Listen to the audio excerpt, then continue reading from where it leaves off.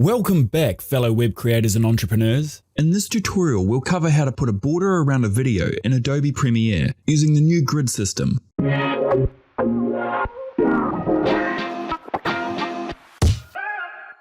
To kick things off, I've added a video clip to my timeline that I'd like to add a border around. Begin by heading over to the effects panel and typing grid into the search box. Drag the grid effect onto your video clip on the timeline. Now under effect controls up here, find your grid effect settings and change both the anchor values to 0. Then click on the size from drop down and select width and height sliders. Next, you'll need to change the width and height of your grid's resolution to match your video sequence. Mine is 1920 by 1080, so we'll set the width to 1920 and the height to 1080. Great, this has now added a really thin border.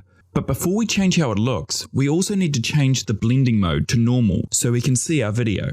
Now simply change the border value to increase the border size.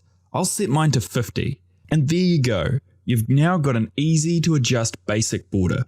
You can also change the border's color, opacity, and feather with these additional settings down here.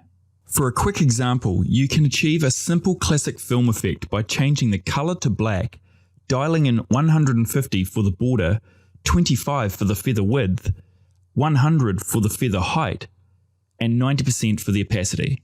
Give it a try. And that's it for this tutorial. I hope you learned something new. Thanks for watching, and I look forward to seeing you again soon.